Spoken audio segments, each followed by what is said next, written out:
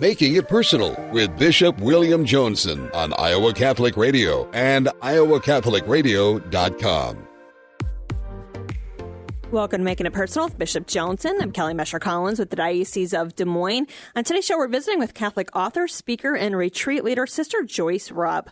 We'll be talking about her newest book, Jesus, Companion in My Suffering, Reflections for the Lenten Journey. But before we get to today's interview, let's find out what's on the Bishop's mind. I think we don't always give a shout-out to the St. Sarah Club, who are one of our sponsors. We appreciate that. Yes, ongoing support in a very great way. But our listening audience can't see your neon pink outfit, Kelly, but it's certainly kind of, on a Monday morning, kind of electrically wakes us all up. Valentine's-y. Yeah, it kind of, it's like a 30 day as we roll into March here. So the Girls State Tournament is in town. Always Des Moines, Central Iowa is hopping with various things. So a lot of energy, good energy there as well. But certainly spirit energy, as last week we celebrated the rites of election at St. Patrick in Council Bluffs, and then also at St. Francis of Assisi in West Des Moines. Those who are going to be joining us, entering the church and initiation sacraments of baptism, confirmation of Eucharist at the Easter season, and some maybe at other special times, given other circumstances based on their pastor's judgment. But everyone has a story, and, it's a chance once in a while just to connect with them in a beautiful way, that what led them, and, people of all ages, and not just people maybe in their midlife, but people maybe finally got that invitation. So it's a reminder to all of us that we want to draw people into friendship with Christ, and I think that's a year-round proposition and not just during the spiritual season of Lent. Also was privileged to install Father Chris Fontanini formally as pastor of St. Joseph Parish in Des Moines, Father Mark McGarry at St. John and Paul in Altoona. So they've been serving, obviously, for months, but kind of a recognition of that formal bond of the extension and collaboration in ministry between myself and the priests, but also then with their people, and that just kind of affirm them and embrace the mission that Christ has entrusted to us as priest, prophet, and king by virtue of our baptism or perhaps ministerial ordination also. Tomorrow we'll be with the Catholic Daughters celebrating Mass here in Des Moines. And then on Saturday night, Shamrocks and Shenanigans. Mm-hmm. So the kind of a marvelous event for Catholic Charities. Not too late to get a seat at the table for Shamrocks and Shenanigans. It's a great fundraiser for all the good things that Catholic Charities does to serve the vulnerable in our community. Particularly, we think about the domestic violence shelter in Council Bluffs, but many ways in which that outreach, we know the food deserts that exist in our community, and that's been kind of a moment of tension, I think, in recent months for us. So this is one more way in which we can bless and perform those works of mercy, but to offer to people what we are truly just to somebody when we love them, and Catholic Charities is a tangible expression of that. Kelly, I'm still kind of reflecting a little bit. Privileged a couple weeks ago to join with recently, newly ordained last June, Father Rodrigo Mayorga Landeros. A little quick trip down to Mexico, to Guadalajara, Jalisco State in particular, just to see about the prospects of deepening that relationship. Already people from Jalisco State know their way to Osceola very well, and St. Bernard's Parish, from which Father Rodrigo springs. And so we just engaged the Cardinal Archbishop Robles Arteaga.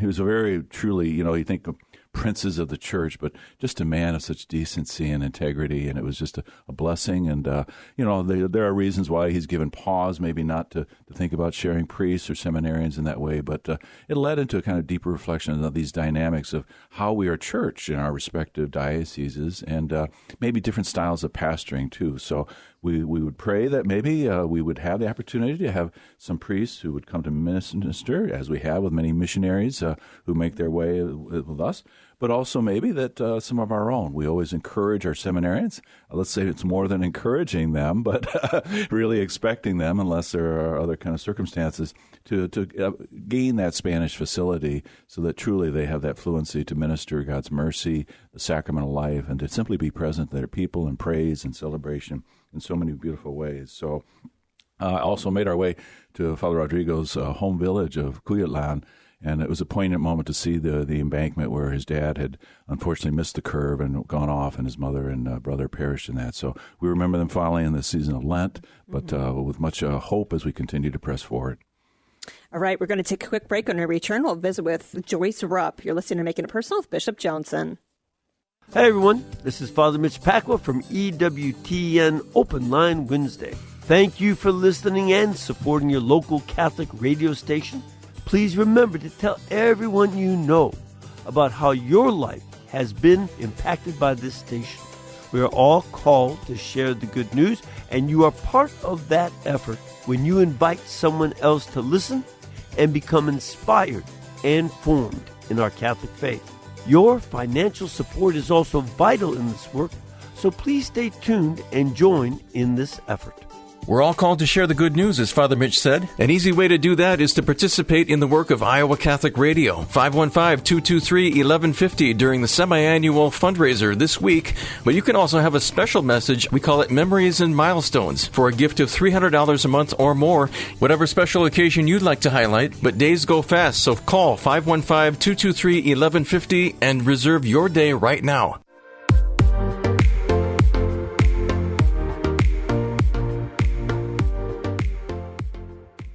Welcome back to Making It Personal with Bishop Joensen. Our guest today is Catholic author, speaker, and retreat leader, Sister Joyce Rupp. We'll be talking to Joyce about her background and her newest book, Jesus, Companion in My Suffering, Reflections for the Lenten Journey. Good morning, Sister Joyce. It's so glad to have you here in studio with us today. Thank you. Good morning. Happy to be here on this bright morning. It's about time, I guess I would say, for me, now being 3.5 years in Des Moines, your name and your fame certainly extends widely and was familiar. Thanks. And I know your writings are people that I ministered with and collaborated with. They were always ready, and anytime you had a new book coming out, to purchase it. And really, I think the wisdom that you offer to us in so many ways. And you were even so good after my ordination to share a little reflection that you were inspired in participating in that and kind of blessing me and anointing me in that regard. Thanks for remembering that. Yeah, I really appreciate that. That was such a significant day, as you well know. Well, I remember part of it. I don't know. I know.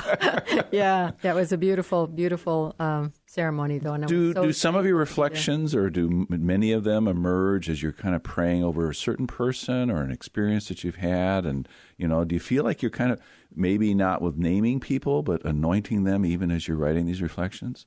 That really, I think almost all my reflections just come from meeting people and listening to them. Like the other day, this woman who's in her probably late 90s now, her daughter wrote to me, and I had known her mom long ago, and she told me she was in a care center. I said, well, come and visit her, go and visit her.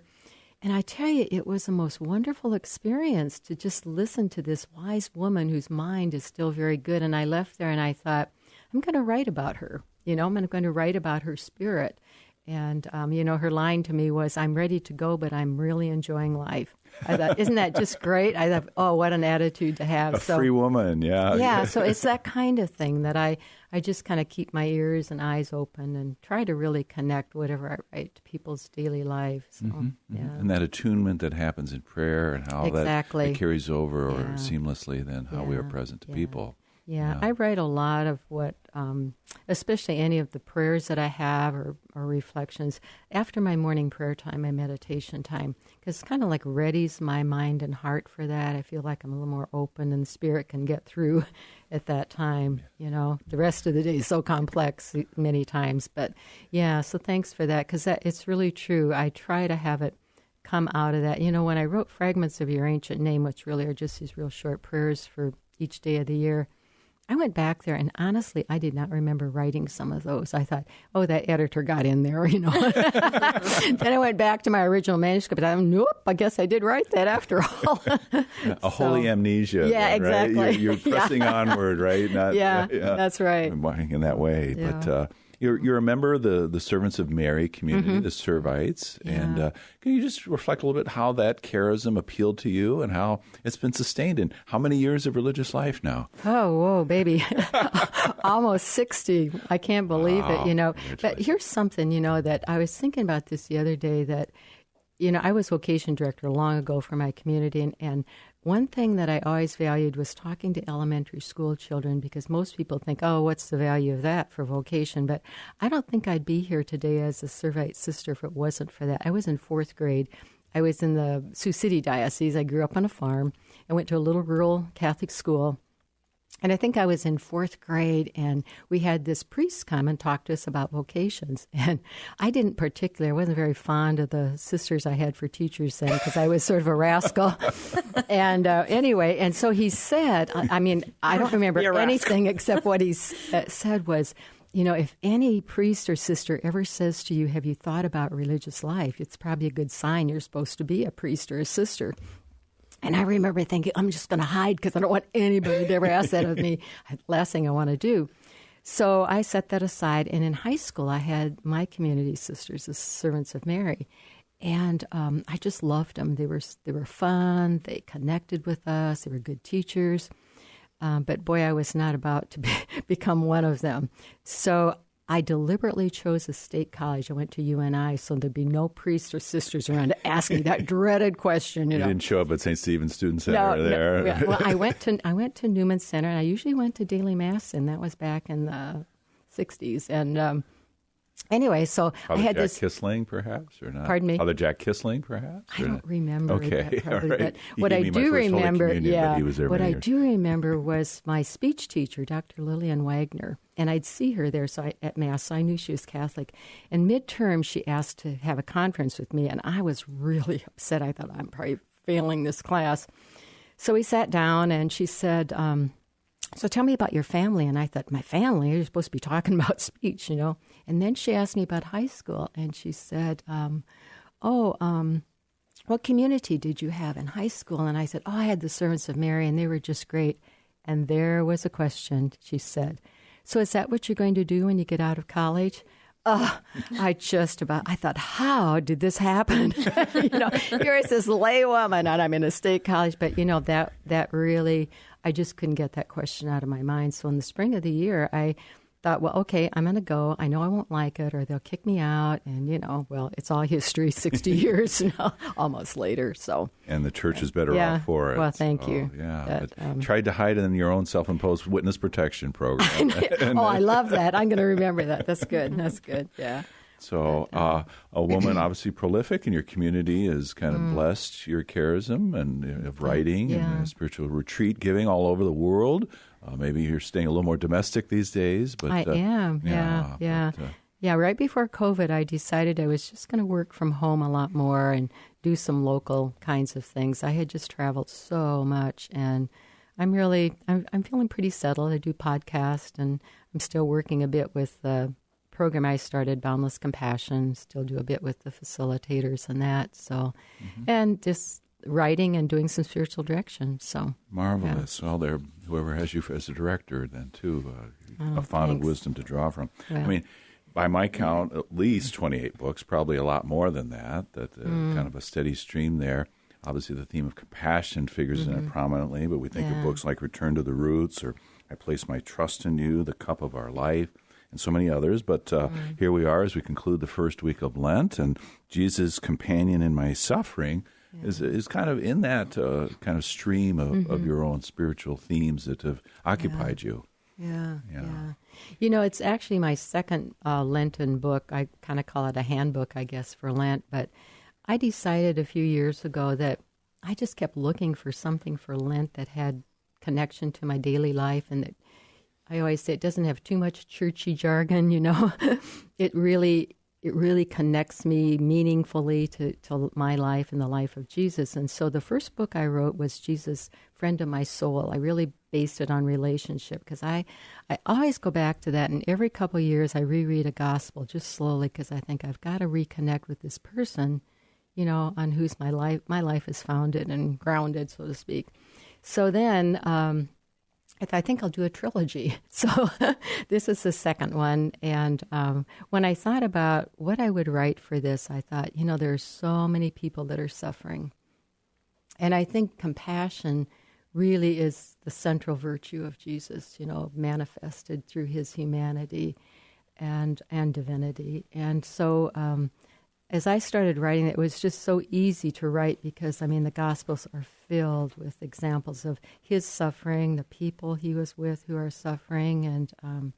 And as a little aside, I read your blog the other day on the diocesan website, and I thought, you're saying exactly what I hope people would hear, and that is that we can learn so much from how Jesus was with his own suffering and suffering of others. So that's basically what I did with the book, this particular one. Now, did this emerge as you kind of went through a previous Lenten season and you kind of had prayed your way through it? Or It did, because I thought when I finished with Friend of My Soul, I thought, I'm not finished with this. There's so much more. And you know that from meditating on the Scriptures, there's always something more, And it just struck me. St. Ephraim says, "Don't tap it out." The draft is still there. Yeah, you step away. Yeah. And so that just really came through for me, the compassion component. Mm-hmm. So. And again, it's Jesus' Companion in My Suffering: Reflections for the Lenten Journey. It's not maybe a traditional Lenten companion in that it's not tracking with the common lectionary, the passages that you have there. So some discernment and prayer, even in which passages to present. Right, yeah. And I tried, it's hard because if a book's going to be used throughout other Lents, it's kind of hard to do that. But I did try to do the Sunday lectionary, at least do a piece from that, for the Lenten Sundays. But I'm just hoping this will be like a supplement, I guess you'd call it, kind of like a vitamin, spiritual vitamin for people that are working, also meditating on the daily lectionary readings. So yeah, and very accessible, usually 2, maybe 3 paragraphs, and I think just so able. There's more than enough there to bring us, and obviously your personal relationship with Jesus radiates throughout all of that. Thanks. The prayers that follow each of the meditations, do those sometimes emerge after the fact of having written it? Or, you have so many different titles, ways of referring, obviously, to God, but I think the focus is always the second person of the Trinity, ordinarily, the Spirit and others. But, keen listener, kind-eyed gazer, preserver of inner peace, different titles for the Lord, some of which are obviously scriptural. I mean, they all flow from the Scriptures, but they reflect your own personal relationship. Yeah, I never write those prayers until the reflection's done, and then I just really sit with that, and I try to get that connection with this person who is Jesus, and what is the core piece, that virtue that's there, and then that's how that prayer flows from that, and the title comes to me from that. So. Yeah. I mean, we could pick out any one of these pearls, each one of them. But for instance, Tuesday of the second week of Lent for people who are, it's not too late to try and get a copy, whether at Beaverdale Books or your favorite online bookseller in that way. So some people are just getting warmed up for Lent here, and if this helps to prime the pump in any way, that would be a marvelous thing. But kind of thinking about being out of control and how we relax. Not only to others when we're out of control, but how our own sense of losing it sometimes that is there. Yelling at someone overcome with anger, unable to stop shaking from shock. How do we respond to ourselves and our own internal disturbances and our uncurbed emotions? And so, that was a very powerful one there.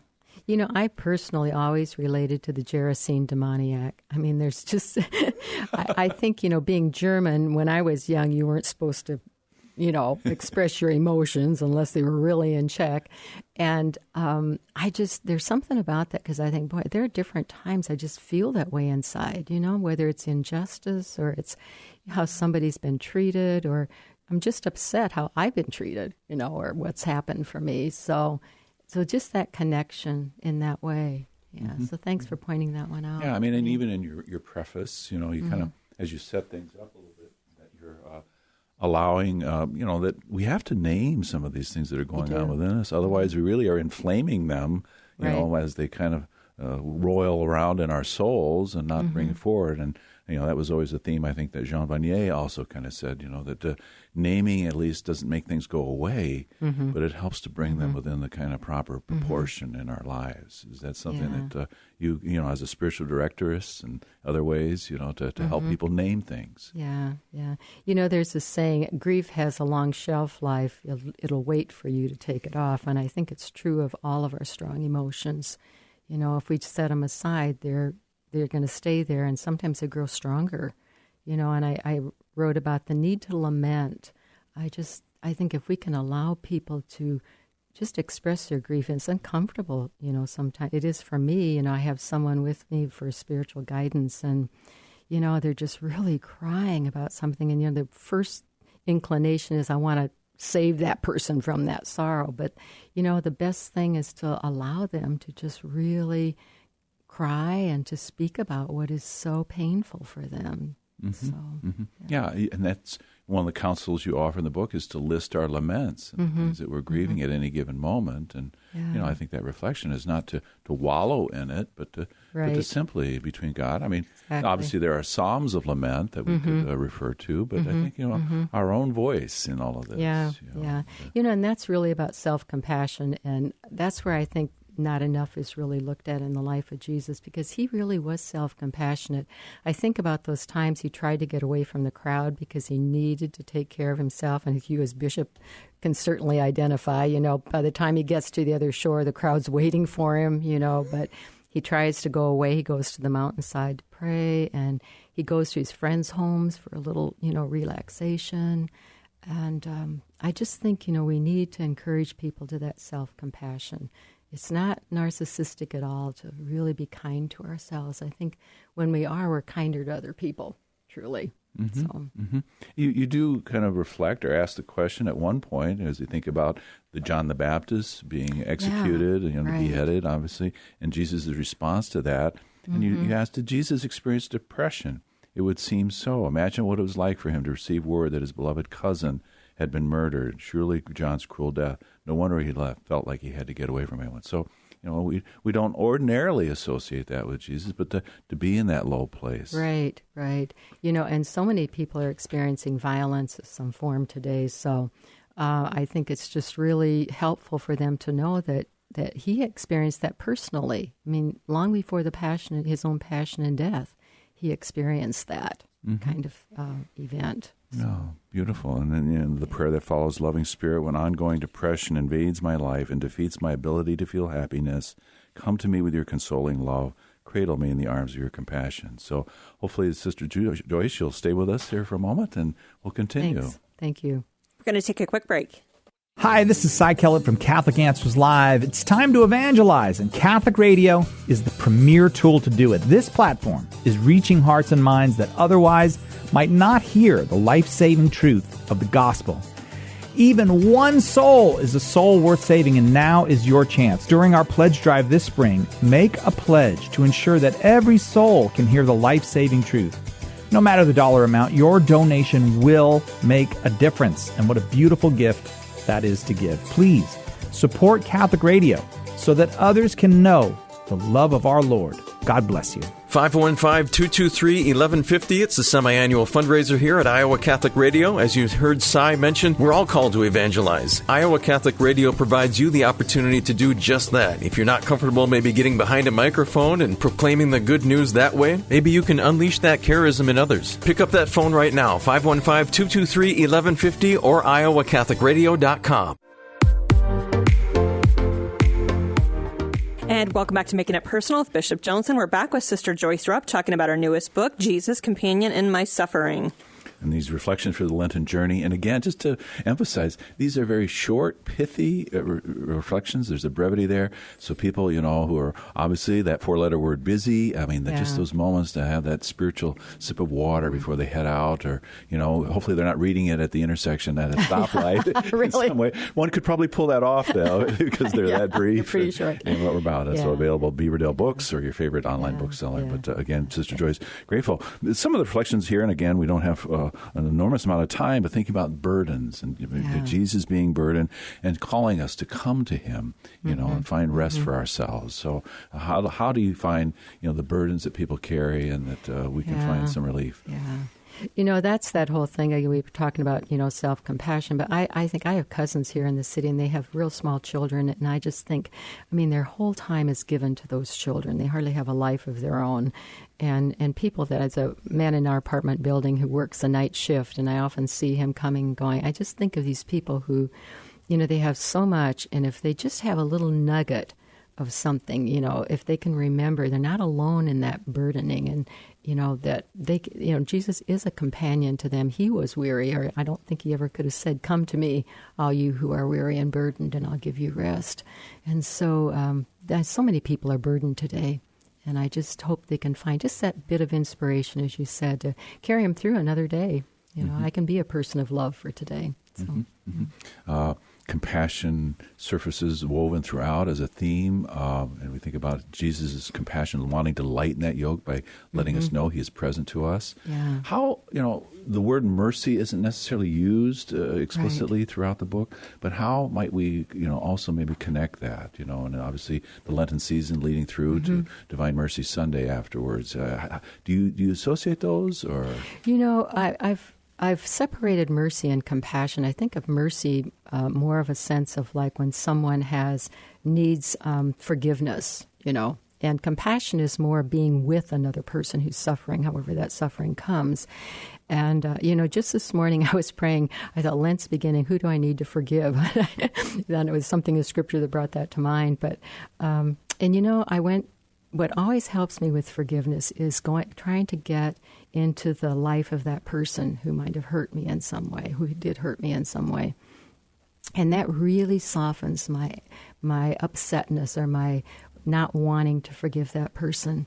And so I just need to keep coming back to that, this is another human being who really desires good, but in my case, I feel like they didn't do so well with me.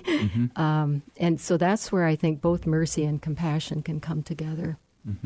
I can offer this person forgiveness from my heart because I understand that person was coming out of a place that I don't understand, but they have their own sorrows in their life too, and I'm not a perfect person, so why do I expect them to be? That kind of thing. So compassion is a necessary condition for forgiveness? Yeah, I think so. I think so, yes. I would say that. Yeah. Obviously the sand is running out of the hourglass here, but there's that delicate reflection, in regard to Matthew 10:14, when Jesus says there are times we need to shake the dust from our feet as we leave a house or town. That whole, momentous moment of discerning that maybe one needs to end a relationship. Yeah. I think, actually, I think that's really big, and I wish that we would talk about that more in the church, because there are people, not just in abusive relationships, but relationships that are they're harmful for them.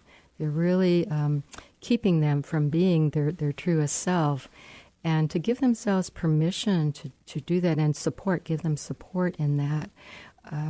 I remember a long time ago, an author said, Jack Kornfield said, to truly forgive means you never put another person out of your heart.